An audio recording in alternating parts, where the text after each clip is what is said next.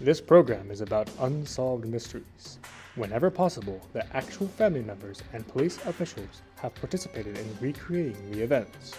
What you're about to see is not a news broadcast. In this week's episode, we will look into the mysterious case of a teacher here at Everett High. Many students and teachers have suspected something suspicious about his mannerisms and behaviors. Join us as we interview the students, the co-workers, and the elusive Tony Barr.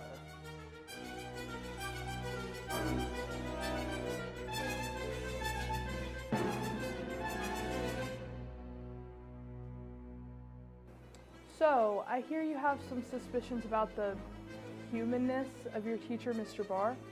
Yeah, he's always smiling and laughing. How can you be that happy when you teach business math? And he's always saying stuff like groovy doovy. What does that even mean? Interesting. Thank you for your time. So I've always had my suspicions about Mr. Barr. I've been around quite a few aliens in my time, even though I'm a relatively young man. I've seen Mr. Barr exhibit a lot of the same tendencies. Besides, have you seen his morning stretches? They're not humanly possible. Just check out his middle name. On the birth certificate, it says Alf. Is this confidential? Absolutely. Oh my gosh, I always thought he was half Sasquatch. Some of his students have had some suspicions that he may be an alien. That would answer so many questions.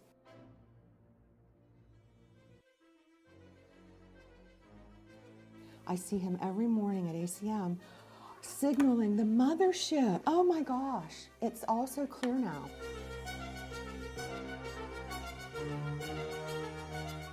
So, Mr. Barr, could you tell me a little bit about your work? Well, I love my job. I mean, this is a great gig. I get to work with teenagers. I'm teaching math. It's pretty groovy. Now, Mr. Barr, are you an alien? What do you mean, am I an alien?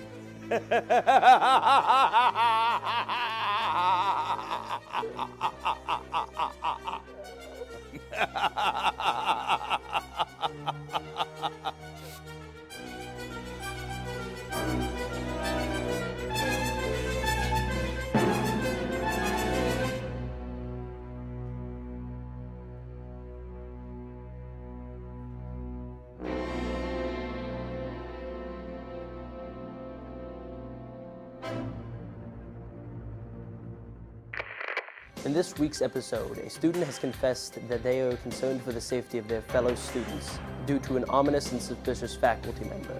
Now let us dive deeper into this mystery. I was sitting in class when Mr. Otis starts going crazy. The day was Friday. Mr. Otis had assigned our class a really hard reading over the weekend. Everybody I had talked to said they didn't do the reading, and it was just too complicated. As a class, we decided to trick him into thinking we did the work. That's the day Mr. Otis lost his marbles. He was sitting at his desk when suddenly he asked, All right, everybody, how was the reading from last night? That's when the class knew we messed up. Oh my goodness. So you guys didn't do anything? He started to scream and yell, and he threw papers at the class, and then he ran out the door.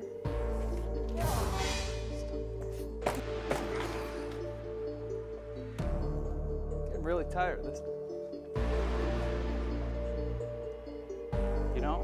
I thought it was pretty good. I got a whole book of notes.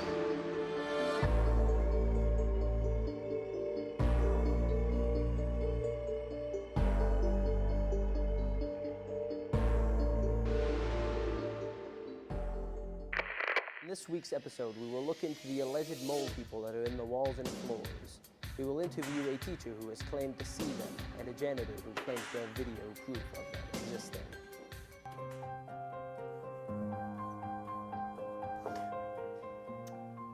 So, I believe you think there's moles living in the floors and the walls of the school? You're kidding me, right? Those moles climbing in our wall, stealing our heat. leaving us to freeze. Sir, please, your profanity, we have an image to upkeep. Anyways, how do you know there's moles living in the walls? I know, 'cause I seen them climbing through the walls and walking these halls. Go down there and ask a teacher, they'll tell you the same thing. All right, well, I'm gonna leave you, do whatever you're doing. I'm gonna go find that teacher. Excuse me, ma'am? Ma'am? Yeah, I was wondering if you could tell me anything about the alleged mole people that are living in the walls.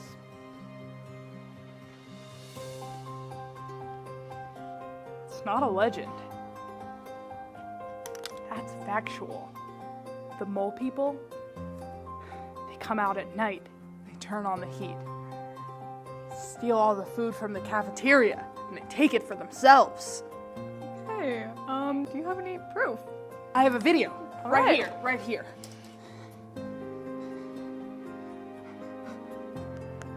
We're done here.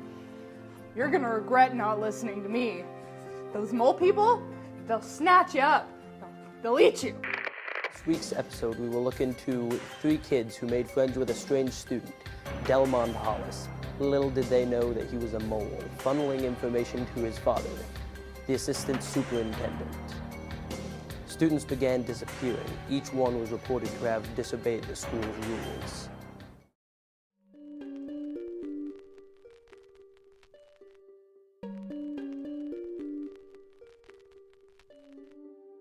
It's been 2 hours. I had a friend once, and she had wanted an ice cream, but couldn't afford it, so she hid it in her salad. I haven't heard from her since, and the last time I saw her, she was talking to Del. I was walking with my friend down the hallway, and they decided to skip class. I haven't seen them in 2 hours. 2 hours. Del's just really weird. Really, really weird. Like, who just wears an entire suit every day to school? Actually, never seen him without it. You'll never know when they're going to get you. They're everywhere, always watching.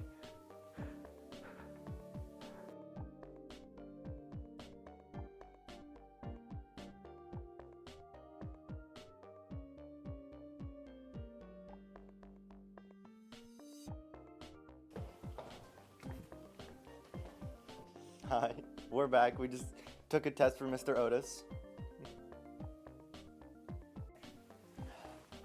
Can I leave now?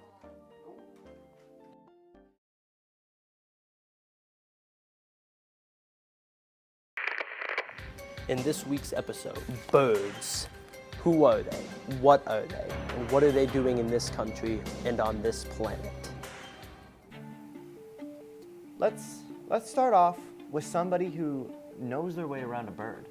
Expert Noah Schaefer is here today to explain his research that he has been collecting. Today we're here with a hardcore bird conspiracist, Noah Schaefer. How are you today, Noah? Hi. I'm so excited to tell you about the research that I've been doing for the past 7 years. 7 years? Wow, and you never told anyone about this before? No. I knew that one day 2 people like you would hunt me down and try to get me to tell you my secrets. And tell us a little bit about your research.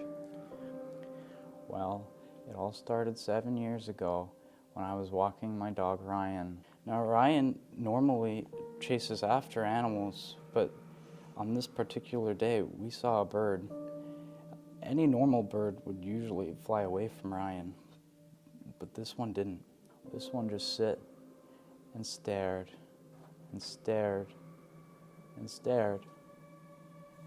After about 2 hours of me staring at this bird, it finally flew away. And not only did it fly away, but it flew north. And what's so odd about that? Well, 250 miles north is Washington, D.C.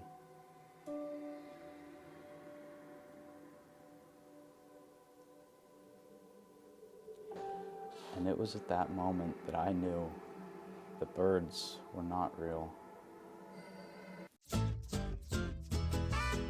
Up next, we have someone who's real in touch and passionate with the topic of birds. Kenzie Duvall is here to explain her opinions about the mystery. So, we hear you don't believe about the birds? I don't believe any of that bull crap. But what about all the evidence? Even after that, you still don't believe? It's all stupid rumors. My mama told me not to believe any of them. It's all from those homeless people living down at the shades. Now, what if I told you that it is indeed true, and we have proof? I don't believe you. The only people I believe are God and my mama.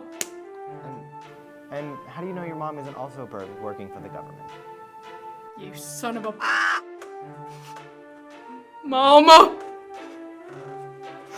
Mama! Mama! Mama! Mama, where are you? I'm coming! We have a real surprise for you guys up next. We have gotten in contact with a retired bird government spy to tell us their story. I just want to start off by saying how much of an honor it is to be here with you. I suppose so. Before we start, I would like to preface this with the fact that I will not stand for any eye contact from the two of you. That is totally fine. So tell us, what was it like working for the government, but also, keeping it a secret? Well, I was a spy for about 53 years. Didn't have any friends or family, so keeping it a secret wasn't difficult. As for working for the government, well, there are others listening, so I can't say much. Is there anything you can tell us? Well, that depends. Do you want to leave this room today?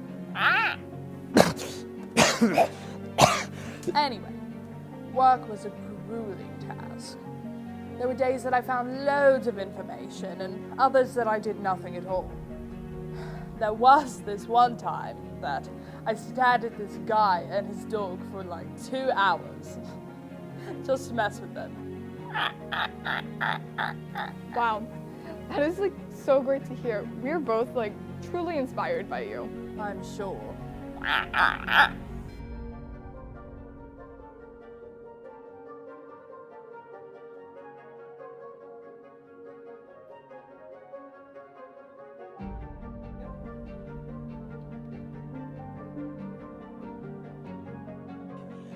Mama! Mama! Ah, Mama!